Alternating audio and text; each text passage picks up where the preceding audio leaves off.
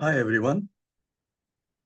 My name is Poobhalan Pillay, and I propose to run a series of sessions which deal with problems which were set by the South African Mathematics Foundation, whose website is www.samf.ac.za,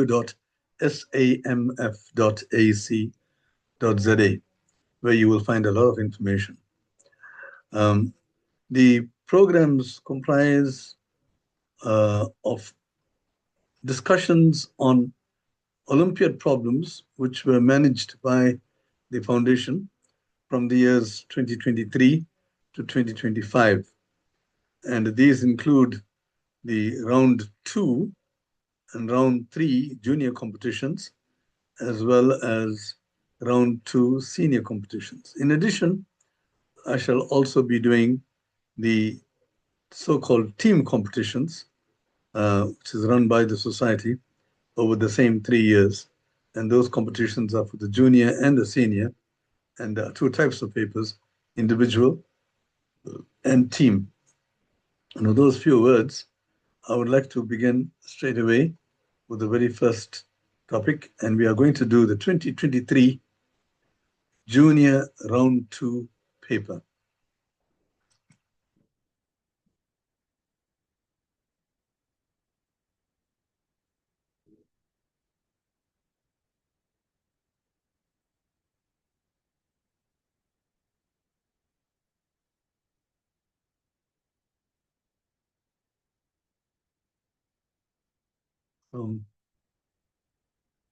Seem to have some difficulty getting into this. Just one moment, please. Okay, here we are. All right, the very first question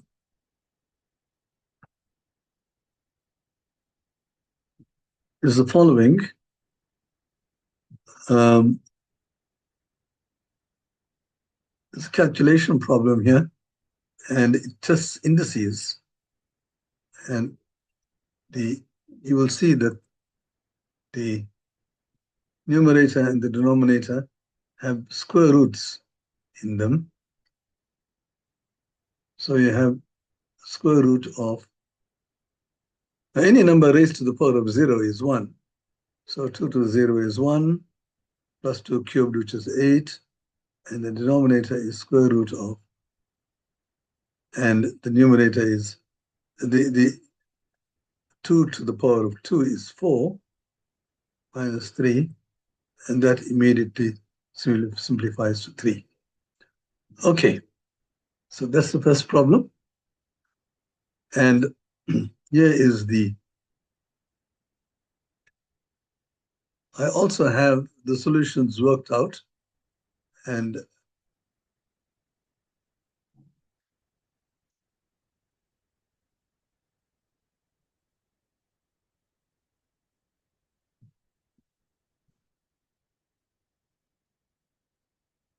okay, let's just get on to the next problem.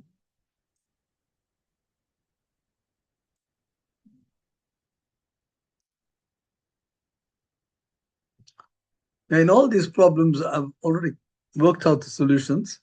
And the idea in these presentations is to give a verbal report on those solutions, and much more can be said by expanding on the ideas that are contained in solving a particular problem. So you have a double benefit.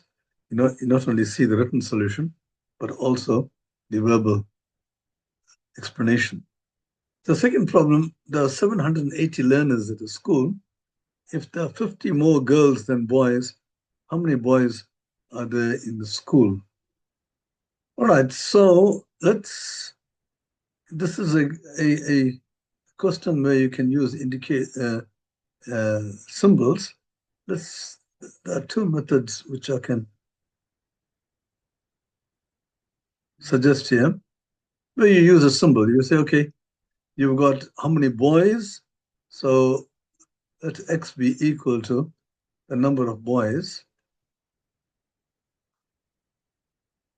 Right, so you have to solve for X. It says that there are 50 more girls than boys. So therefore the number of girls is 50 more than x, which is x plus 50. And altogether, there are 780 learners. And they comprise of the boys together with the girls. And when you add them up, you're supposed to get 780. And then when you solve for x, which you can do, you get 365. Okay, this is the first method, as I said. But there's another method which is a little bit deeper, but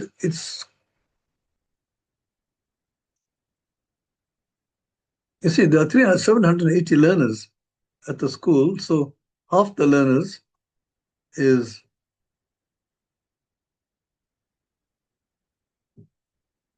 300, half the number of learners is 390. And you got 50 more girls than boys. So there are 25 below and 25 above, right? And the number of boys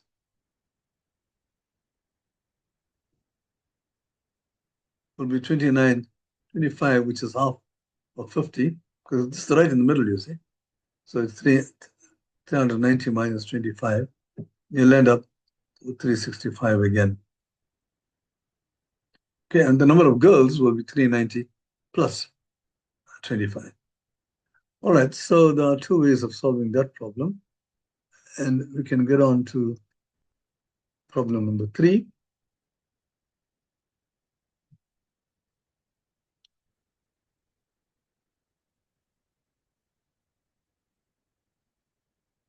This is the written solution for this problem. Problem number 3 is a problem in geometry, and we have the following in quadrilateral ABCD. As you can see, AB is equal to CD, and it's indicated like that with 2 strokes to show that they are the same. Angle CAD is 65 degrees. That's in the figure. BAC is 80, and so on. Right. And the question is determine angle ACD. So there's a question mark here. So we need to determine those angles, that particular angle. Well, it's quite easy to see. Where do we start? Well, we know that 2 angles of a triangle add up to 130 here, and the sum of all 3 angles is 180. So this must be 50. The moment you say this is 50, then you have an isosceles triangle, because the 2 angles of the triangle are the same, and therefore the sides opposite these angles are also the same. Right? An isosceles triangle has the sides equal together with the angles opposite them. So the sides opposite these equal angles is those 2.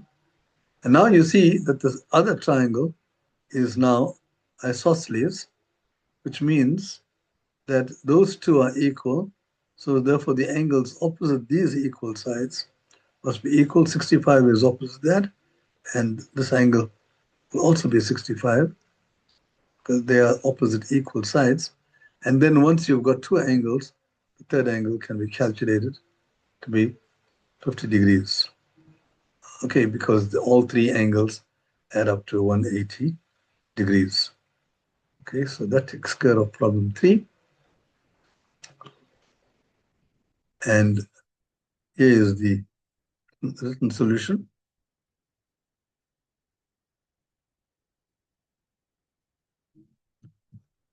Okay, let's get on to the next one. A square of side length 4 is subdivided into 16 identical squares. All right, so you got a 4 by 4 grid, you call it a grid, and there are 16 smaller squares.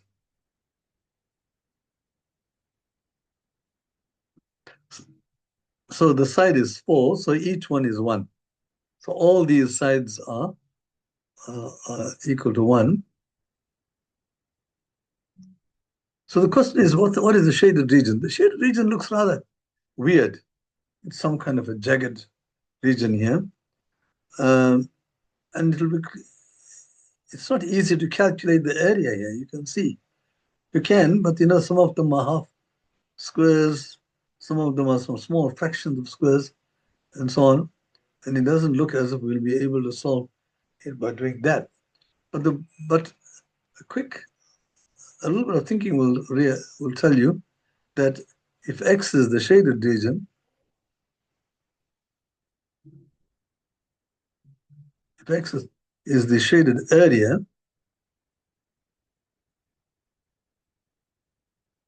and Y the unshaded area, that is the area which is in white, then X plus Y is the entire area, which is 16.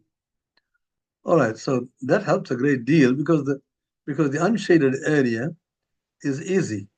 It consists of 3 triangles, and you know the dimensions of these triangles. So this triangle here, the base is 1, and this is 4, and you know the area of a triangle is half base times height. So it's half 1 times 4, or if you like, it's half 4 times 1. In this triangle here, you got the base is half base times height. The base is 2 here, and the height is 3. You can see the height is 3. So that's easy enough to calculate. And here too, the base is 1 and the height is 2. All right, so you can calculate y easily. So this is 2 here, half of 4, and this is 3, and half of 2 is 1. So you go 2 plus 3 plus 1, which is 6. So therefore y is 6, and x is 16 minus y, which is 10. Okay, so that's the solution to problem number 4. Okay, let's just check to see whether this calculation is right. It agrees. Oh, yes, you can see here, the shaded area is indeed 10. So that's fine. Okay, so let's just get on to the next problem. Problem number 5. Problem number 5 says, the smallest whole number, what is the smallest whole number that 700 should be multiplied by to make it a perfect cube? Now, cube is a number times a number times a number. It's a number multiplied by itself 3 times. Okay, so you want to multiply 700 by something, let's call it x, so that the whole thing becomes a cube. All right. Now, at the moment, now to do that, let's factorize 700. 700 is 7 times 100. 100 is 10 times 10. And then if you factorize this, oh, I shouldn't say this looks like an x here. 7.10.10. That's 2 squared, 2 2's here, 5 squared times 7 times x. Now you want this to be a cube. So in other words, all these powers must be 3 or multiples of 3. So when you factorize it, each index or each exponent must be 3 or a multiple of 3. Since you want the smallest, so you want all of them to be 3. That's the smallest multiple of 3. So you got, to do that, you'll see x will have to be, you have to add one more 2 to this. That 2 squared times 2 will give you 2 cubed. And you have to add one more 5 to this. That will make it 5 cubed. And then 7, you have to add to make it a cube, you have to put 7 squared. So that's how this product will now become a cube. And when you work this thing out, you get 490. So that is your x. So in fact, 700 times x will be 2 times 5 times 7, all cubed. Because that's what we did. We made all these indices be equal to 3 by multiplying it like this. So therefore, you have a cube number, and this is 70 cubed. Okay, so we made the smallest number, which when multiplied by 700 to make it a perfect cube, is 490. Okay, so that takes care of number 4, or number 5 at least. And I'm just going to expose this for a short while so you can see that the answer is 490. All right. Okay, this whole thing is recorded, so you can always pause anywhere you want to. Problem number 6, how many fractions between 1/6 and 1/3 can be written as k over 15 if k is an integer? Right, now let's just translate this. You've got that k over 15 is between 1/6 and 1/3. So let's just put that down, 1/6 and 1/3. And k over 15 is between the two. So in other words, it's greater than 1/6 and less than 1/3. You can put them all together like this by saying 1/6 is smaller than this. Okay, now you have an inequality, not an equality. So you can multiply an inequality right throughout by the same number, provided the number is positive. Be careful. In inequality, you can do things like the way you do to equations, adding on both sides, subtracting on both sides. Multiplying is a problem where you can't. When you multiply by positive, that's okay. But if you multiply by a negative, then all the signs change, right? The less than becomes greater than. So when you do multiply by a negative, you must be careful to switch the signs also. And likewise, you can invert them, and when you're inverting them, also the signs change. All right. So in other words, I can do this thing in two different ways. Let me multiply by the common denominator. The smallest multiple of all three is 30. So let's just multiply by 30 right throughout. If we multiply this by 30, 30 over 6 is 5. 30 over 15 is 2, so it's 2k. And 30 over 3 is 10. So you want 2k. K is an integer. So which integers are between 5 and 10? But they are even numbers, you see. So 2k must be equal to an even number between 5 and 10. And what are the even numbers?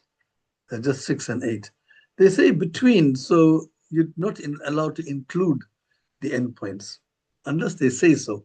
Endpoints included, they will say so. But it's not said like that, so we have to make it strictly less than.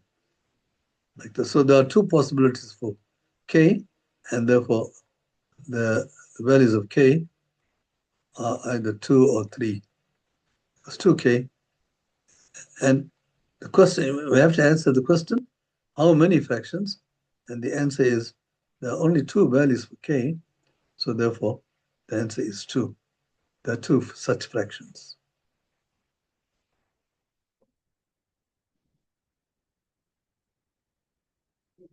Okay. Or you could have inverted everything, and then you'll have 6 over 1 is 6, is less than, oh, now it becomes greater than 15 over k, it's greater than 3. All right, so it means that 15 over k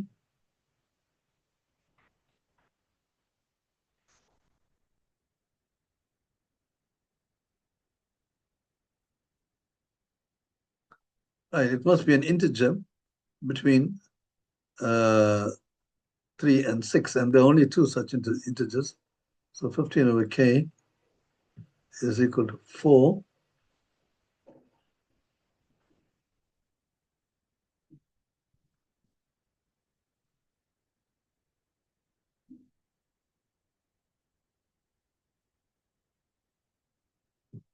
is equal to 4 or 5.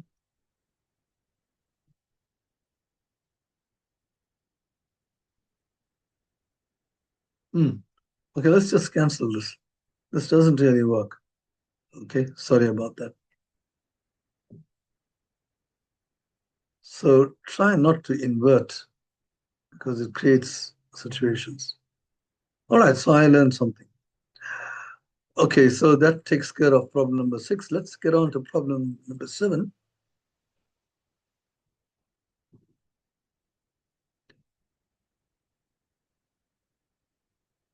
So here is the solution. Or there's a different way of solving the problem here. All right, at least that gives you an alternate way. So you can look at that as well.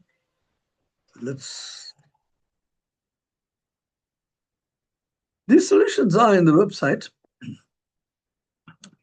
but you can also have a look at the website, and they need not be the same as mine because I usually work it out on my own. And sometimes they will be the same because, in fact, most times, if there's only one way of solving the problem. Okay, now, problem 7. In the sequence below, from the third term onwards, each term is the average of the two terms directly before it. Let's try to understand what that means. It says that each term, this from the third term onwards, okay, let's take that one. From the third term onwards, the third term is B. It is the average of the two terms directly before it. So what do you mean by average? So B now is the average of these two, which means that when you add them and divide by 2, that gives you the average. The average is the sum of the numbers divided by the number of numbers. So there are only two numbers here. So you can add those two numbers and divide by 2. So this gives you, right, when you work this thing out, you get 2b equals 26. And I'm just going to put down 2b minus a equal 26. Okay, I'm not doing all these small calculations. Okay, now they say each term from the third term onwards. Let's look at the next term. So 50 is the average of the two numbers before it. The two numbers before it are a and b. So you'll have to say a plus b over 2. That's the average of those two. So you have that a plus b is now equal to 50, 100 at least. If you multiply throughout by 2. I always like to get rid of as fractions as quickly as possible. All right, so now you've got two equations in two unknowns, and you can see if I add, the a's will die. So let me add so that way I can get rid of the a's, and then I'll have only one unknown and I can solve that. So add on both sides. 2b plus b is 3b. And we're adding because these two give you 0. And then you get 126. 100 plus 26 is 126. And that allows you to go to b straight away. You have to divide on both sides by 3. And you get 42. So if b is 42, then you can immediately substitute in any one of these equations because you now know the value of b. Once you find one value, then you can find the other one. So that is 100 minus b, which is 100 minus 42. So that is the question. Find the value of a, right? So the answer to this problem is A is 58.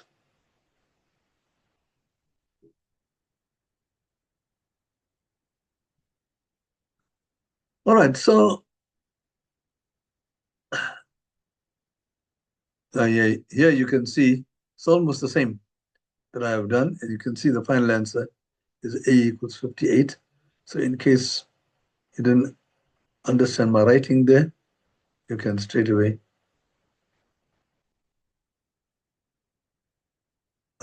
get it from the clean picture.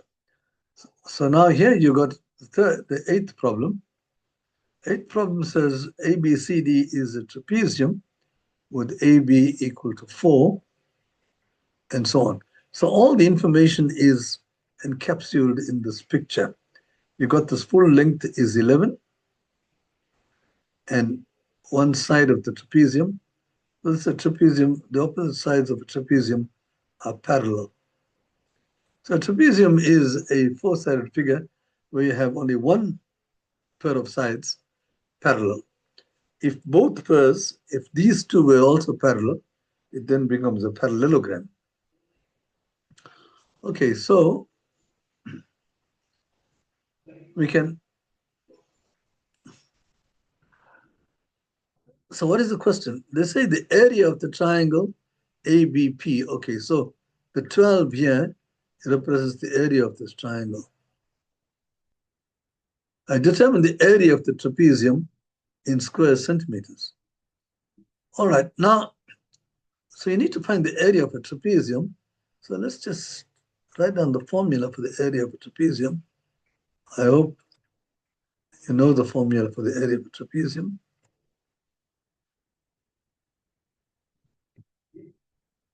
It's equal to half the sum of the parallel sides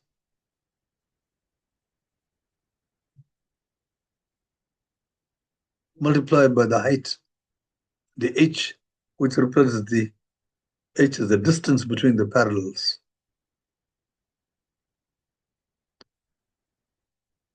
The distance between the parallel lines. Because the parallel signs are given 4 and 11. So this is half of 4 plus 11, which is 15, times h. Now we don't know what h is. Okay, evidently I have to use the area of the triangle to get the h. And yeah, now you can see this. This is 4. Then the area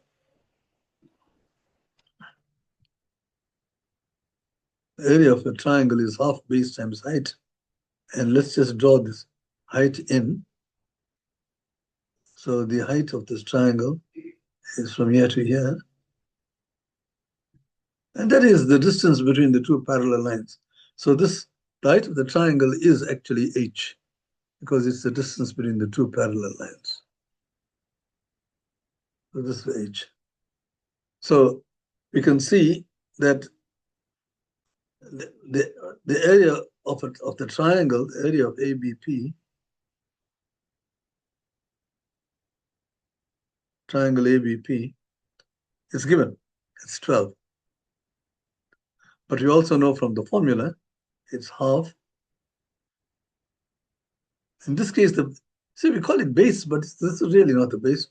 So it's half one of the sides times the height taken from that side to the opposite vertex. So it's half 4 times h. Here I have an equation here, right? 12 is equal to this. So when you work this thing out, you'll see that this is 2h is 6.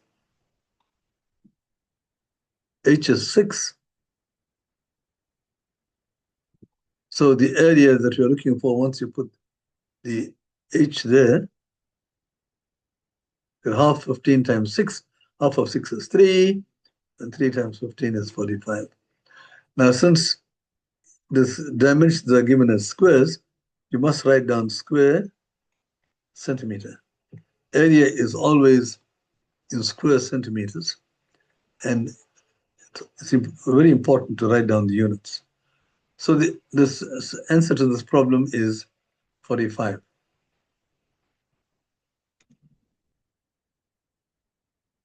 Let's just check to see whether the answer that I have. Yeah, you can see right at the bottom, the answer is indeed 45. So my calculations were quite correct. Which now takes us to problem number 9.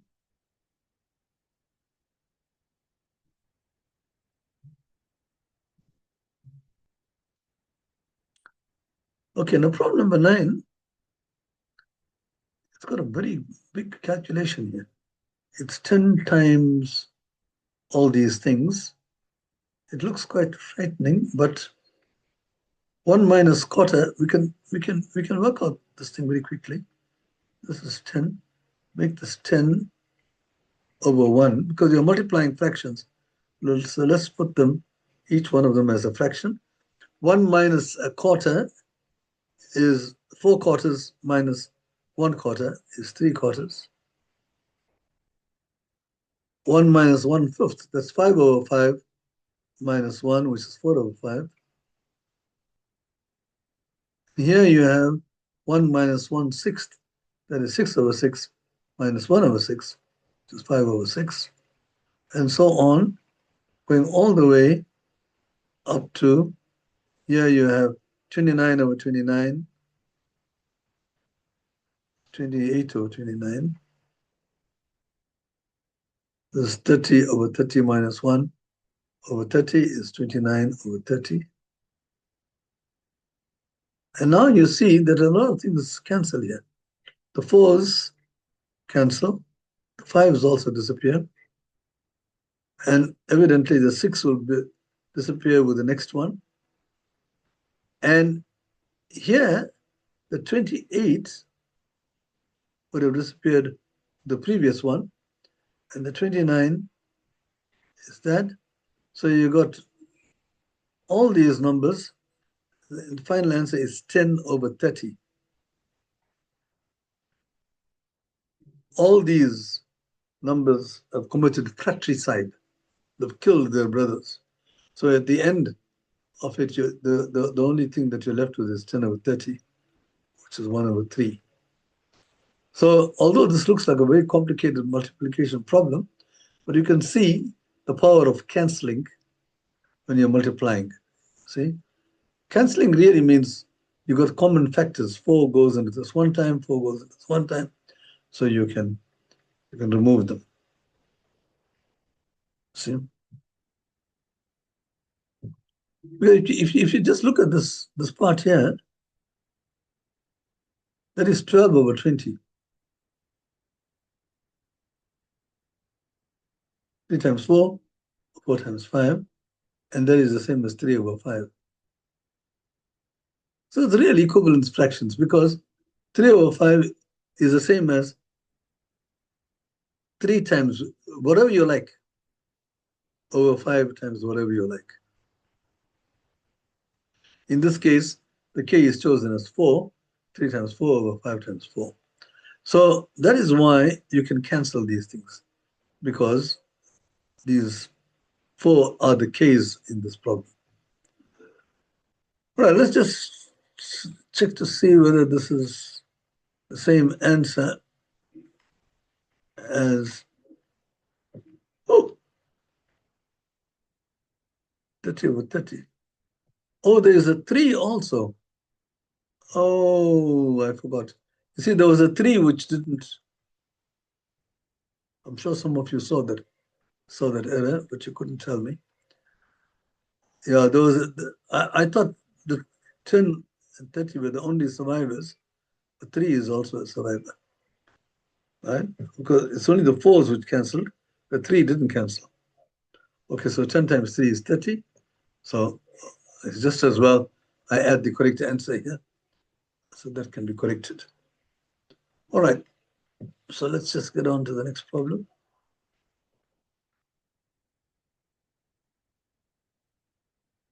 Here you've got 4 identical squares, each touch each other. Well, whatever it is, you can see what's happening here. But what's the extra points are that A, B, C, D are the midpoints. So A is right in the middle. So A is the midpoint of all these are midpoints. And the problem is to find the area of this quadrilateral ABCD. Okay, it looks like a square. Is it a square? Well, if it's a square, then all we need to do is to calculate one side, and then it'll be the side squared. So let's just see whether it's a square. You can't make that assumption, right? Just because it looks like a square, it doesn't mean that it is a square. So let me join this midpoint here to this midpoint here. Okay, so this becomes parallel because they are both midpoints.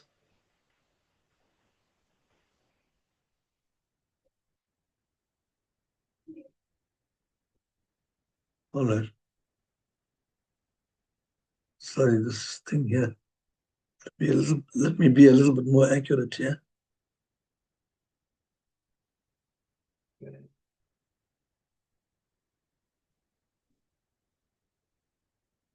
Okay. So now when you join these, you will see that they become now the diagonals of this quadrilateral ABCD. And you will see that this point where they intersect. Now listen very carefully because I'm arguing that this is going to be a square now. You see where they intersect. This distance here is 1.5. Here is 1.5. Here is 1.5. And here is 1.5. So all these four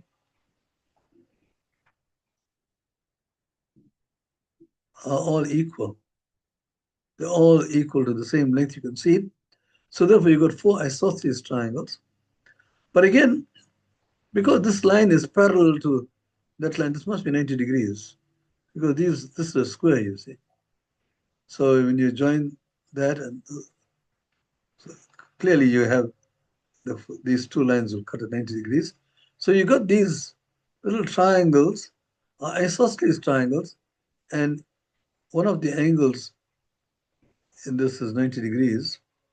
So the other two add up to 90. But they're equal because it's isosceles. So you'll see that those two are 45. And likewise, everything is 45. All.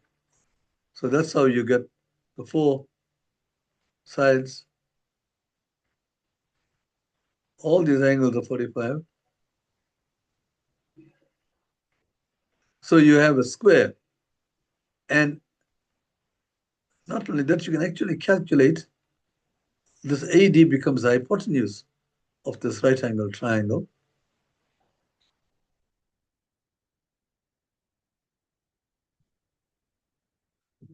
So you have the AD.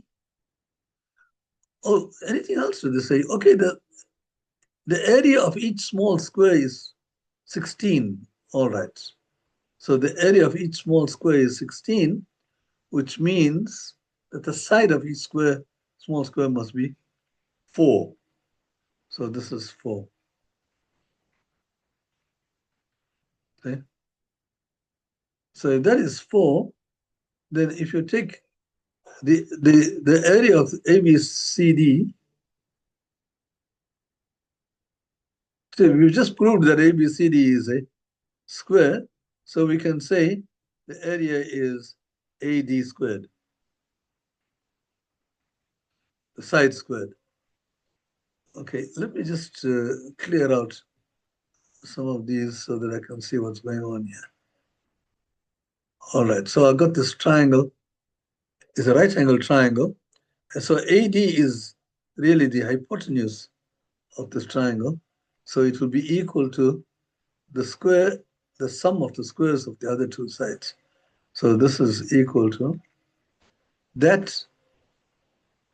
Now, what's the distance from here to here? Well, we know that this part here is 4 from there to there. It's the side of the square. And we've got another small piece. But this small piece is just 2 because it's half the side. So here you've got 4 plus 2. right? So, so that side is 6. Likewise, this is also 6. So this is 6 squared plus 6 squared by Pythagoras. I'll just put P, Pythagoras.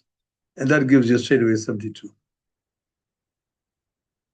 So you got that the area of the square that you're looking for is 72. Okay, that's problem number 10. Okay, now let's just go on to see what the next one is.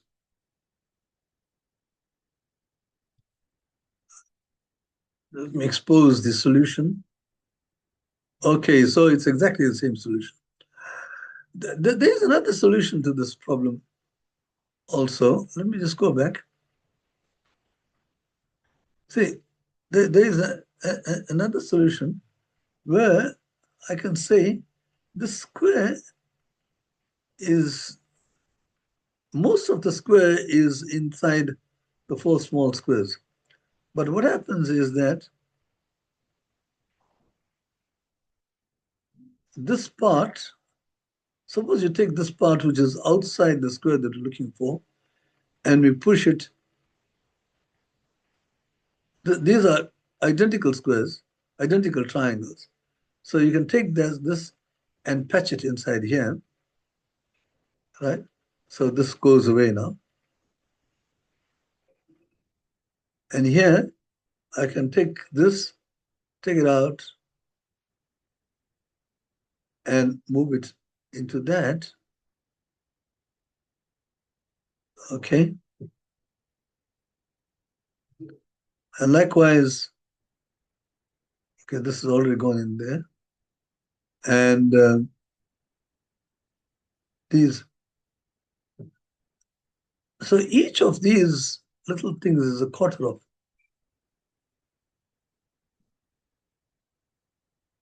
So join it like that. Then this is 1/8, you see? 1/8 of the square here. And this too is 1/8. So the square has got area 16. So each of these is got area 2. See? So you can, like that, you can take out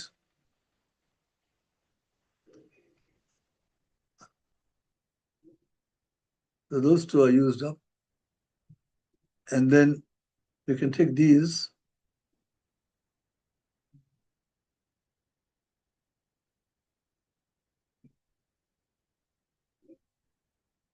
and you can put it into the original square. And likewise, you can take this one here, for instance, and put it into the original square. So you have that the area of the square is these little triangles here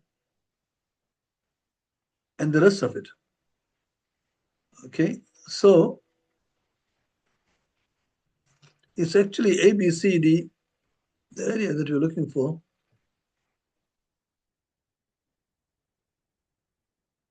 Is actually equal to the 5 squares, which is 5 times 16, right? But then you have to take away 4 small pieces from that, right? From those 16, the area of the outside squares, you've removed those 4 small pieces and pushed it into the square that you're looking for. So those 4 small squares, triangles, they add up to just half the square. So this is 1/8, you see, as you can see. So 4 of them, these 2 will be like that, and those 2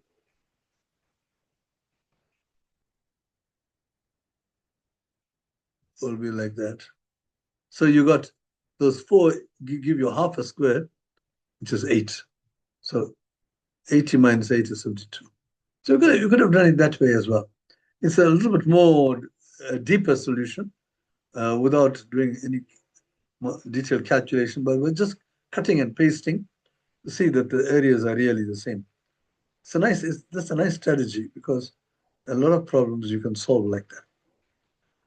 Okay,